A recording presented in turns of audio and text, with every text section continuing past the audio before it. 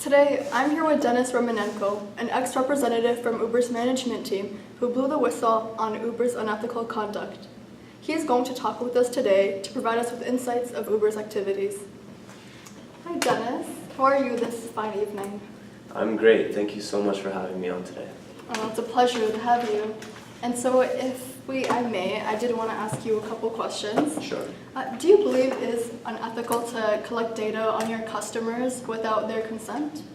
Well, when it comes to Uber and other large apps of that same caliber, we always have a terms of use agreement before you sign up, Right. as usual, that allows for us to collect certain information and to store certain information. The main concern I had when I decided to reveal some information was that we should not be surveilling people up to 5 minutes or at all after they are done their trips. Yeah, I agree. It makes no sense to obviously cut it off as soon as you finish offering whatever service you're providing. Exactly. So, and actually, why do you think Uber used the Gray Ball program at all in the first place? Well, the Gray Ball program is designed specifically in effort to enter markets that we're not allowed to enter. So cities and states or countries that have banned us will get gray balled. And what happens is officials, police officials, government officials that are trying to unearth it would not actually be able to go through the proper Uber app. It would actually face a ghost screen, which would show them fake drivers canceling on the trips that they requested. Wow, they actually do that. Yeah. That's pretty fascinating. Well, in regards to the competitive environment, what are your thoughts on that with the whole taxi cab issue still standing? Do you believe that maybe now they were right to do so in the first place, to protest, or overall, what are your thoughts? I believe Uber's entrance was a little bit hasty. Right. So they should have gone into a little bit more effort in terms of training their drivers and creating some sort of educational background for these individuals to follow. And that's why a lot of taxi drivers feel a little upset about this, is because they've spent all this time learning the practice and passing all these regulatory tests in order to become taxi drivers. And now that anyone can literally take a course and be a taxi driver. Of course, yeah, that's what it is now. But I think the big thing is that times are changing. Every industry is constantly innovating, and one industry that we do not see much innovation in is the taxi business. So, we don't really do phone calls to order things anymore. It's all done online.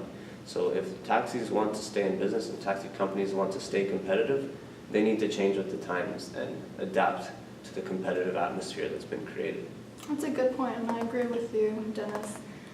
Lastly, I did want to touch base on this one important point. What do you think Uber should do, the next steps they should take in order to promote themselves as a more ethical company in the near future? Well, I think at the forefront, they need to stop this location tracking.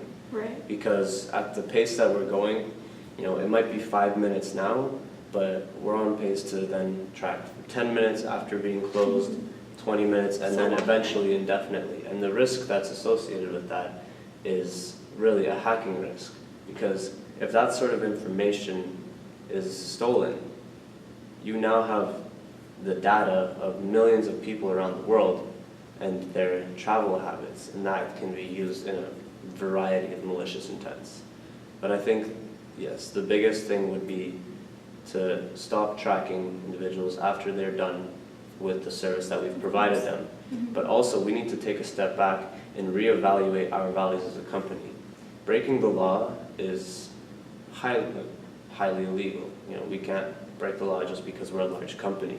Exactly. I think we need to really reevaluate what it means to be a company in the United States of America and in the world, and see how we can become a more ethical and progressive company in the future.